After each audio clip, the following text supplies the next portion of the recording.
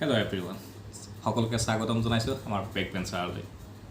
আৰু জানেই বেক বেঞ্চাৰ্ছ বছৰত কেতিয়াবা এবাৰহে আহে।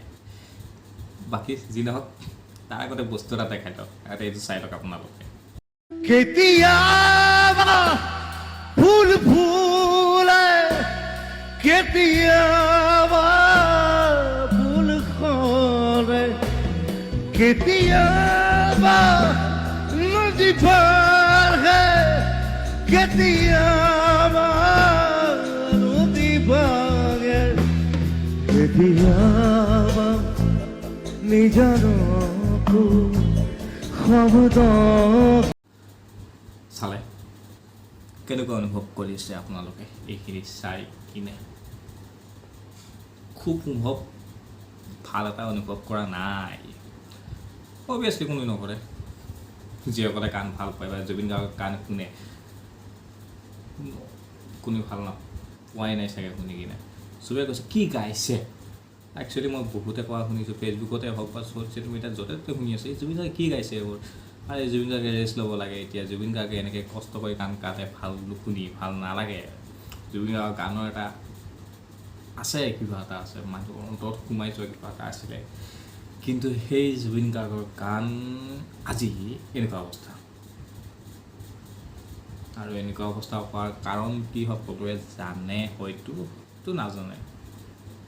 সেইবোৰ বাদ দিয়ক, কিন্তু জুবিন গাৰ্গৰ এনেকুৱা কষ্ট কৰি গান গোৱা আজি বেছি দিন হোৱা নাই, মানে আজি কেইবছৰমানৰ 2-3 বছৰমানৰ পৰাহে এনেকুৱা দেখা পোৱা হৈছে। জুবিন গাৰ্গে এনেকুৱা কষ্ট কৰি গান গায়। বহুতকেইটা ফাংচনৰ ভিডিঅ' দেখাই পাই থাকোঁ আমি, ওলাই থাকে। মানে আগতে যিবিলাক গান তেখেতে ইমান ধুনীয়াকৈ গাইছিলে, মানে ষ্টুডিঅ' ৰেকৰ্ডিং আৰু ষ্টেজত পাৰফৰ্মেঞ্চ কৰি থাকে ছেম টু ছেম লাগে। সেইবোৰ গানতো আজিকালি মানে অলপমান লগা হৈছে। এইবোৰ বাদ দিয়ক, কিন্তু জুবিন গাৰ্গে এনেকুৱা গান গোৱাৰ কাৰণেতো অভিয়াছলি বেয়া লাগিব। জুবিন গাৰ্গ বহুতৰ বাবে আদৰ্শ, বহুতৰ বাবে এটা অনুষ্ঠান, বহুতৰ বাবে ভগৱান সদৃশ, বহুতৰ বাবে বহুত কিবা কিবি। প্ৰতিজনৰ বাবে জুবিন গাৰ্গ কিবা এটা নহয় কিবা এটা হয়। আৰু যিসকলে সঁচাকৈ গান শুনি ভাল পায়, তেওঁলোকৰ কাৰণে জুবিন গাৰ্গৰ এটা সুকীয়া স্থান আছে আৰু সদায় থাকিব। কিন্তু জুবিন গাৰ্গ বৰ্তমান জুবিন গাৰ্গ হৈ আছেনে নাই, সেইটো এটা ডাঙৰ প্ৰশ্ন বৰ্তমান সময়ত। জুবিন গাৰ্গ হৈ আছেনে নাই, বহুতে কয়, বহুতে কোৱা শুনিছোঁ বা আমি এটা অনুভৱ কৰোঁ যে জুবিন গাৰ্গ সেই আগৰ জুবিন গাৰ্গ নাই। গতিকে জুবিন গাৰ্গ আগৰ জুবিন গাৰ্গ কেনেকুৱা আছিল? আজিৰ পৰা আমি যদি 5-6 বছৰ আগুৱাই যাওঁ, আগৰ জুবিন গাৰ্গ কেনেকুৱা আছিলে আৰু এতিয়া বৰ্তমান সময়ত জুবিন গাৰ্গ কেনেকুৱা আছিলে যদি চাওঁ, আমি এটা কম্পেয়াৰ কৰি চাওঁ, এটা পাৰ্থক্য এটা ওলাব, নিশ্চয় ডাঙৰ পাৰ্থক্য এটা ওলাব। আগৰ জুবিন গাৰ্গ আৰু এতিয়া জুবিন গাৰ্গৰ মাজত বহুতখিনি পাৰ্থক্য আহি পৰিছে।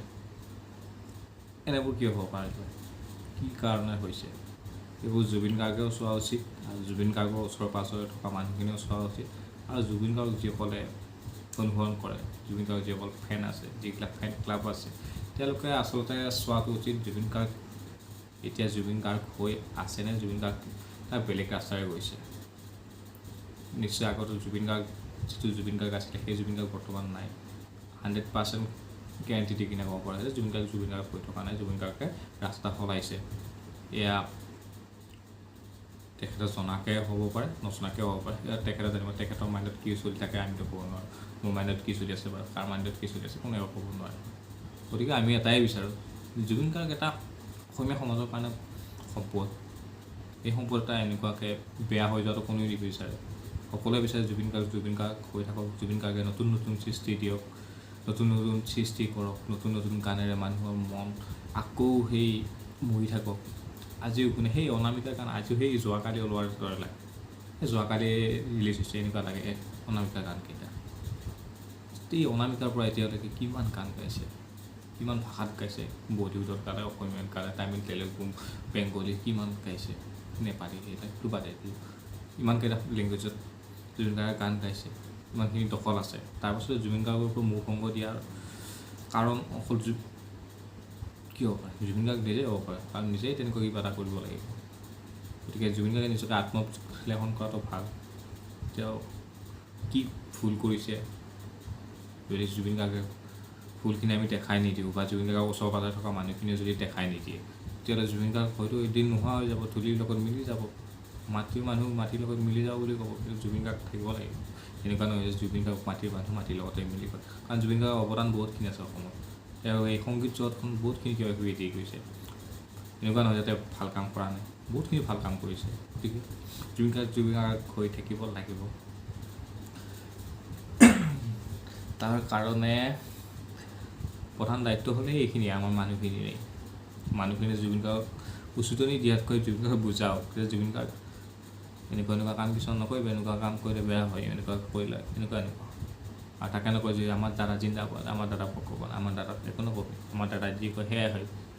কিন্তু আৰু কেনেকুৱা ধৰণৰ কথা, এইটো আৰু বৰ্তমান সময়ত নহয়। আৰু জুবিন গাৰ্গক ভবা উচিত যে মই কি কাম কৰি আছোঁ বা কি এইবোৰ আচলতে কৰিব লাগে নে এইবোৰ কৰিব নালাগে। আৰু মেইন কথা হ'ল জুবিন গাৰ্গৰ বৰ্তমান ৰেষ্ট লোৱাৰ প্ৰয়োজন। গোটেই ৰেষ্ট ল'বৰ কথা কোৱা নাই, ইয়াত কোৱা হৈছে খালি এমাহ দুমাহমান বেড ৰেষ্ট লৈ লওক বা অলপমান ভাল হ'ব, খোৱা লোৱাত ঠিক কৰক।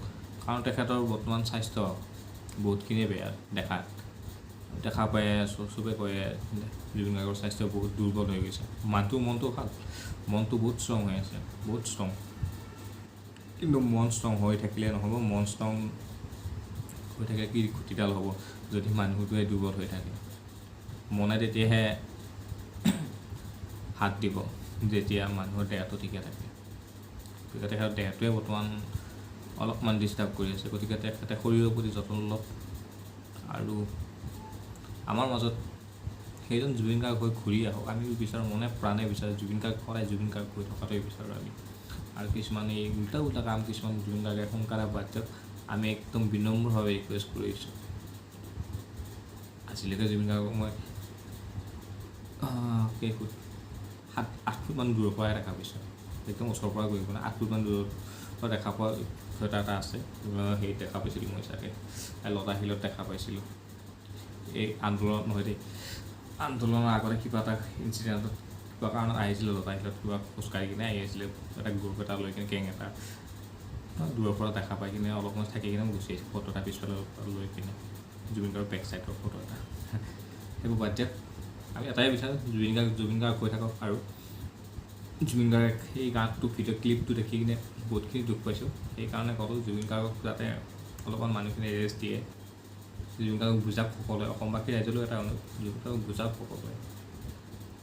আৰু যাতে জুবিন গাৰ্গ কম সময়ৰ ভিতৰতে এই জুবিন গাৰ্গ হৈ আহক, তাকে আশা কৰিছোঁ। আৰু জুবিন গাৰ্গৰ পৰিয়াললৈ, ওচৰে পাজৰে থকা মানুহখিনিলৈ বেছিকৈ এটা বিনম্ৰ অনুৰোধ, জুবিন গাৰ্গক বুজাওক, হাতে ভৰি ধৰি হ'লেও বুজাওক, মুঠতে জুবিন গাৰ্গক ভাল কৰক আপোনালোকে। আজিলৈ ইমানেই আৰু, ধন্যবাদ।